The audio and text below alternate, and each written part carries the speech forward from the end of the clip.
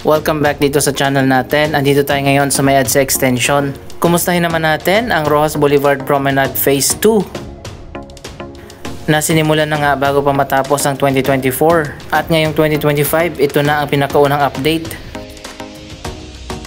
Sarado nga dito, kaya dun tayo sa kabilang dulo. Tingnan natin ang ginagawang bagong park. Ito na pala yung bagong sports center.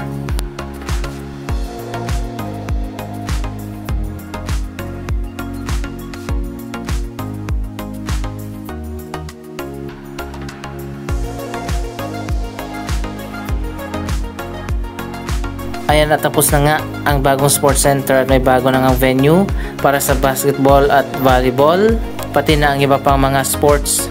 Ito nga pala ang Met Park Sports Center.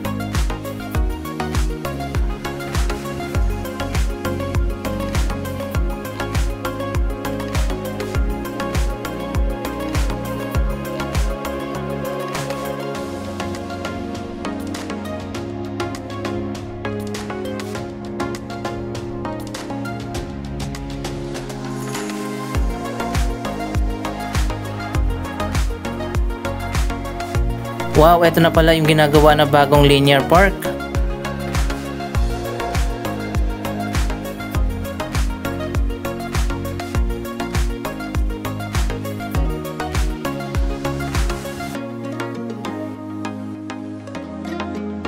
So ayun guys, medyo mahaba din ito mula doon sa may EDSA extension, malapit dyan sa Heritage Hotel, hanggang dito sa kalagitnaan ng Met Park.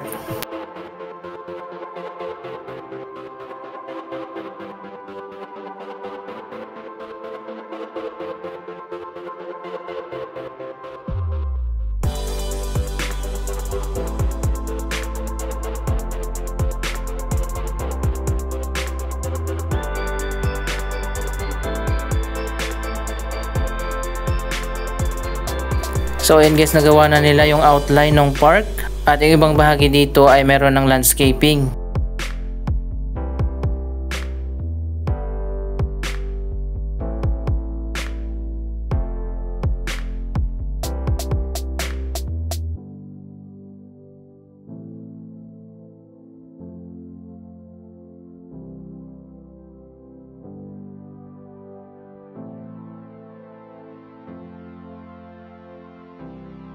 Pero ayan, makikita naman natin ongoing project pa rin ito.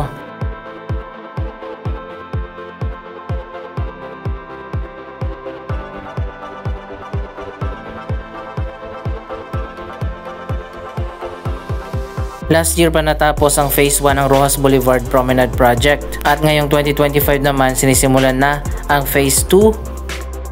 Magtatayo dito ng wellness park at balita ko magkakaroon pa dito ng football pitch, siguro dun sa may dulo, yung nakasarado na area kanina.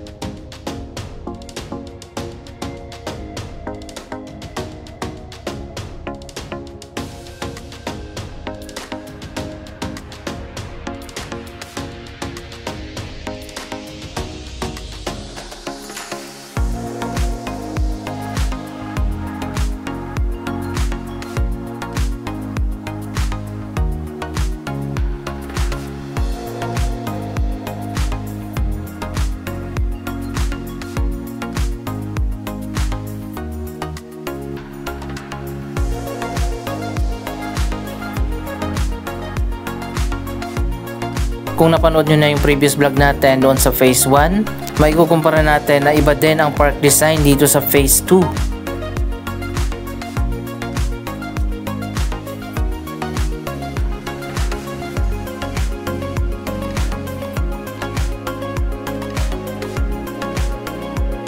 Dito naman parang nilagyan na talaga nila ng concrete.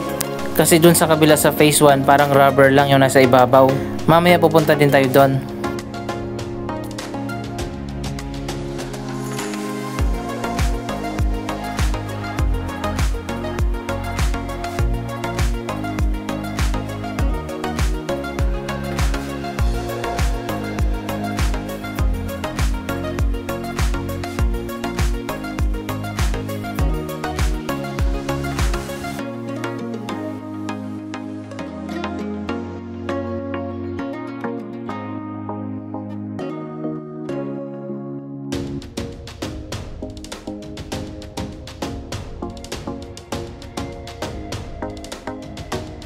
Mukhang mas matibay yung walkway dito sa phase 2.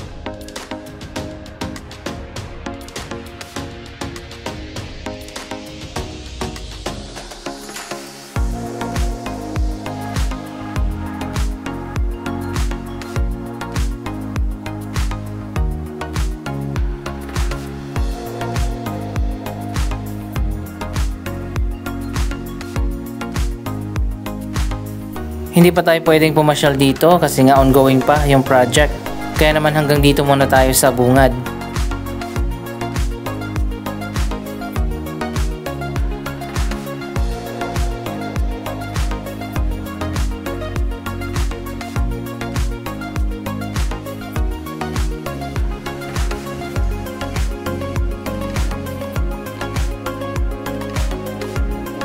Kapag natapos na itong phase 2, magiging walkable na mula dyan sa may EDSA extension, sa may Met Park at Double Dragon Plaza, papunta na dito hanggang sa may Libertad. Delikado kasi maglakad dito sa may Rojas Boulevard.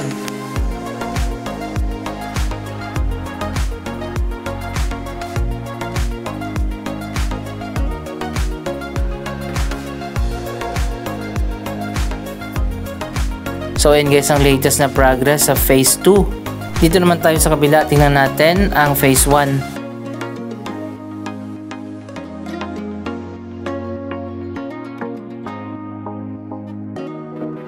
Ito na nga ang natapos na Rojas Boulevard Promenade Light Park Project. Kaya tinawag na Light Park dahil mayroong mga pailaw dito sa gabi.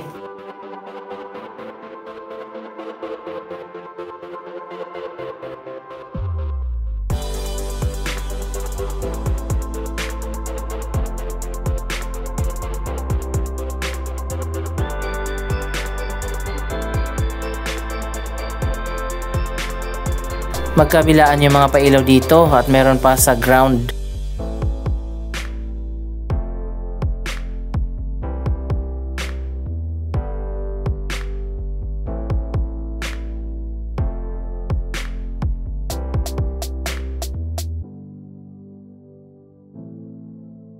Mas gumanda na pala ngayon dito sa Rojas Boulevard Light Park Project dahil malapit na matapos yung clean up dito sa buong park. Kung napanood nyo yung last update natin noong December, ang tataas pa ng mga damo dito at ngayon nga ay unti-unti nang tinatabas.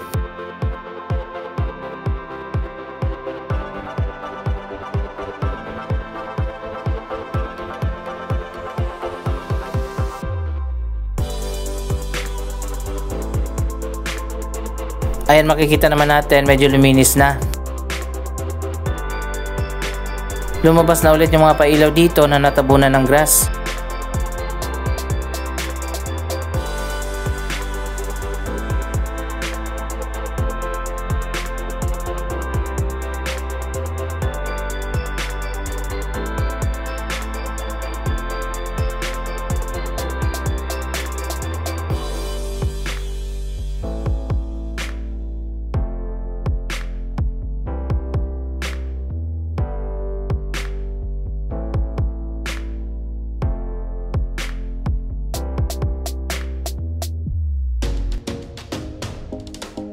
Na meron parang mga stick na umiilaw din yan at meron din pailaw dito sa ground.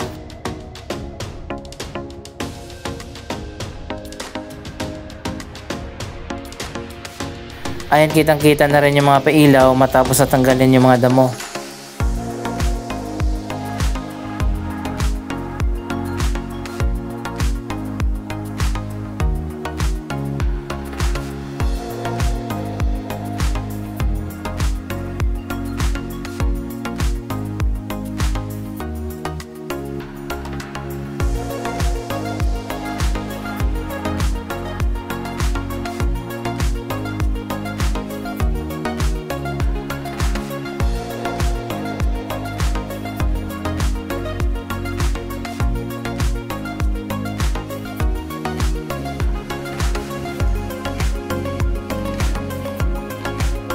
Pati dito sa magkabilang side ng park, malinis na rin.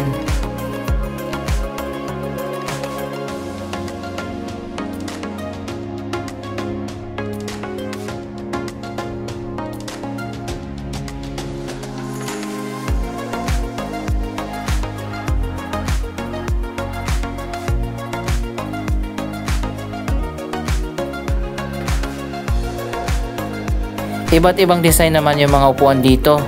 Merong pabilog, merong wooden, at meron ding parang stainless.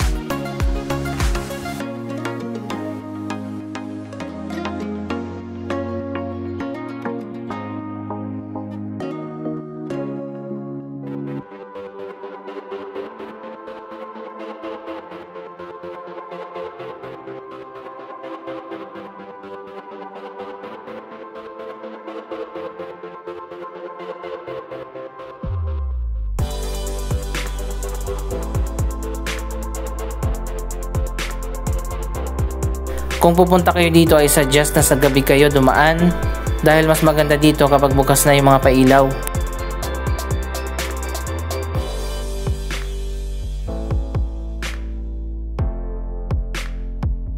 Ito din mas maganda sa gabi kapag umiilaw na.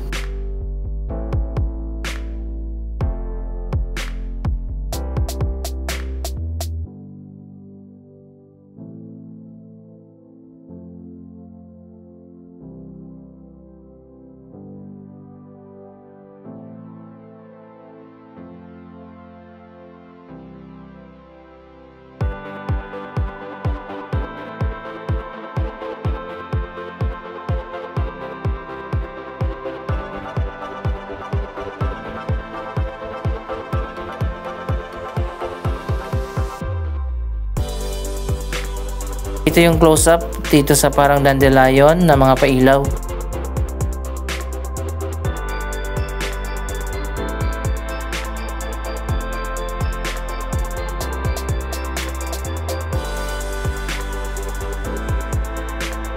Ang Roxas Boulevard Light Park Project ay proyekto ng MMDA. May budget ito na 70 million pesos.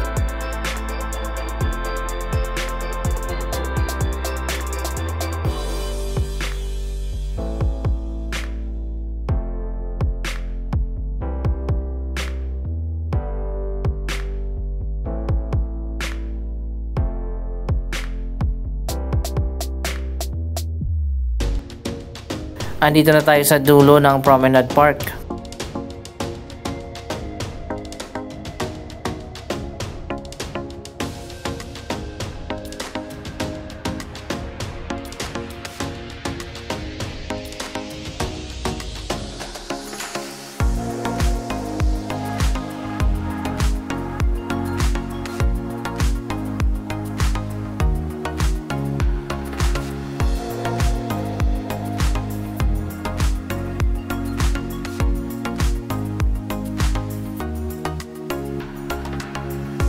Yung ilalim nito ay mga man-made canal na labasan ng mga drainage system papunta sa Manila Bay. Pero nung itinayo na nga ang mga reclamation project, naging stagnant na at mabaho yung mga tubig dito. Kaya naman tinakpan yung ibabaw at senemento. At pagkalipas ng ilang taon, naisipan ng MMDA na gawin na lang park ang mahabang bakanting area na to.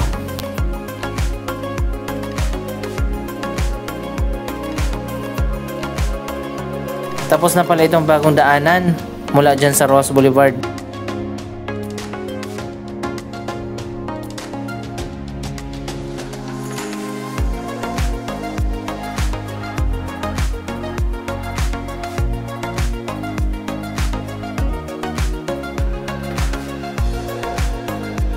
So ayun guys, papakita ko sa inyo ang kanal. Mabaho at umalingasaw ang amoy kapag nakabukas. Mabuti na lang at natakpan na yung buong kahabaan ng kanal. At ngayon nga ay isang magandang park na. So ayun guys, ayan muna ang latest na update dito sa Phase 2 ng Roxas Boulevard Promenade Light Park Project. Anong masasabi nyo sa progress ng proyektong ito? Mag-comment lamang dyan sa baba ng inyong mga reaksyon.